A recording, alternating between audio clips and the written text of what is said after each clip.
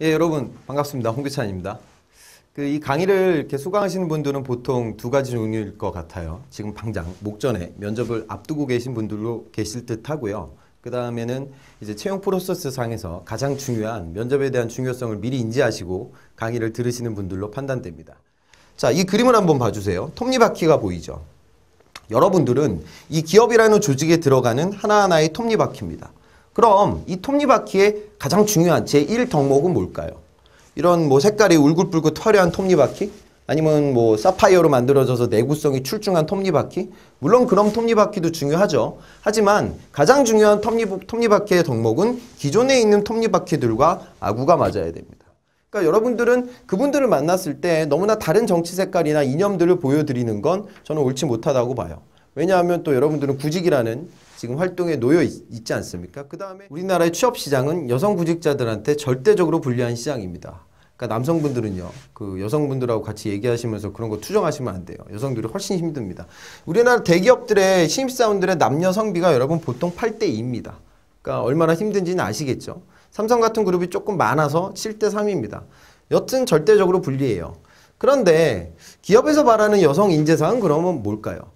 이제 면접의 조금 디테일한 부분들에 대해서 제가 좀 말씀을 드리겠습니다. 그러니까 여러분들 면접은요, 다른 프로세스와 틀리기 때문에 여러분들이 직접 면접관 앞에서 이제 노출이 됩니다. 그러다 보니까 당연히 여러분들의 표정, 옷차림, 행동, 여러 가지 부분들이 보입니다. 그래서 그런 부분들을 여러분들이 케어할 수 있게 대비를 하셔야 되고요. 그 다음에 이제 직접 언변을 통해서 면접관들에게 어필을 하셔야 되기 때문에 그 텔링하는 기법들도 굉장히 중요해요. 그래서 이번 섹션에서는 여러분들의 좀 면접의 기본적인 자세, 애티튜드와 그 다음에 여러분들이 이제 텔링하는 방법, 그 다음에 요즘 그 면접에서 좀 다양하게 또 일반적으로 들어오는 그 압박 면접들이 있습니다. 다시 말해 그런 질문들에 대해서 내가 어떠한 대비책과 어떠한 컨셉으로 대응을 해야 되는지에 대해서 좀 구체적으로 알아보는 시간을 갖도록 하겠습니다. 자, 이런 상황들이 많아요. 면접관이 물어봅니다. 취미가 어떻게 되세요? 네, 제 취미는 축구입니다. 여기서 끝나버리면 면접관이 굉장히 당황하겠죠. 이게 왜 말이 안 되는 행동이냐면 여러분 생각해 보세요.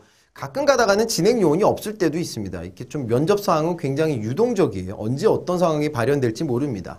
그러니까 여러분들이 다각도로 일단 그리고 처음 면접, 내 인생 최초의 면접을 보시는 분들은 면접장에 들어가는 순간까지 시뮬레이션을 하시고 마인드 컨트롤 하시고 들어가셔야 좋은 결과를 얻을 수 있어요. 자, 그러면 이어서 저는 이제 1분 자기소개에 대해서 설명을 할 거예요. 자, 그런데 요즘 트렌드는 뭐냐면 여러분들이 보통 면접장에 가서 처음 받는 질문이 자, 자기소개 한번 해보세요. 이겁니다. 그러다 보니까 여러분들이 준비되어 있는 여러분들의 자기소개서가 이제 연출이 되거든요. 근데 중요한 건 요즘 들어 트렌드는 잘릴 때가 많습니다.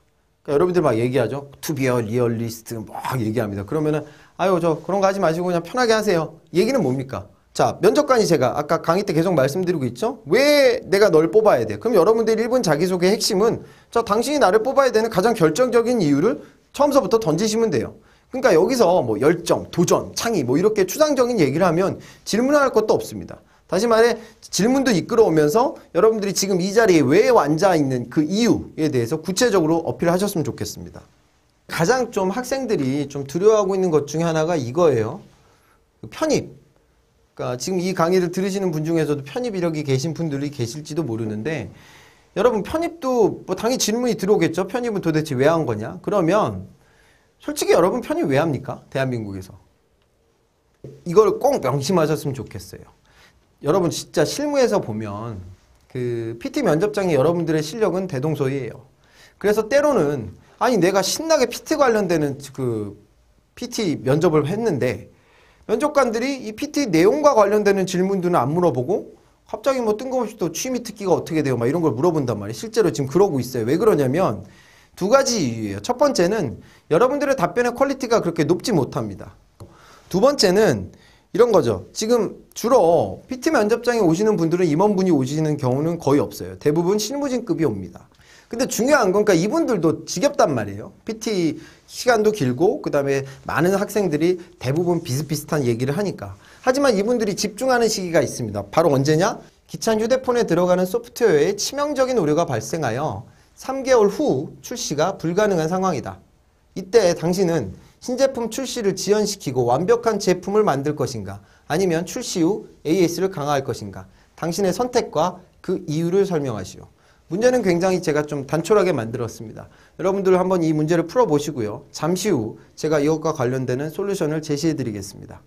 미리 출시하게 되면 어떻게 돼요? 고객과의 약속은 지키게 되죠. 그렇죠? 그러면 고객과의 약속은 지키게 되니까 그것과 관련돼서 브랜드 이미지가 올라갈 겁니다. 우선 아까 제가 그 건강한 인재에서 그 친기업정세에서 제가 사상 지형도를 말씀드렸는데 동일합니다. 무슨 얘기냐면 대부분의 토론 주제는 우리나라에서 좌우익 논쟁 뭐 이런 토픽들이 굉장히 많고요. 이 토픽들은 여러분 사실 답은 없습니다. 가벼운 주제라고 여러분 우습게 보시면 안 됩니다. 이런 가벼운 주제들도 다 그 속에는 아까 제가 그 정신적 건강 상태에서 친기업정세에서 말씀드린 사상 지형도의 툴이 다 들어갑니다. 정말 그래요. 그 다음에 요즘 굉장히 좀 트렌드 되고 있는 이슈를 제가 좀 마지막으로 정리하면서 오늘 강의를 마치도록 하겠습니다. 자, 그거예요. 경제민주화. 그쵸? 그래서 요즘 또 이슈가 되고 있는 게 이런 부분이에요. 저 대기업하고도 굉장히 민감하죠. 출자 총액제도입니다. 이게 지금 폐지가 돼 있는데 이번에 다시 부활해야 된다는 이론들. 경제민주화가 맞물려서 이슈가 되고 있어요. 이건 뭐냐면 대기업들이 문어발식 확장들이 많죠. 이런 문어발식 확장을 막기 위한 제도입니다.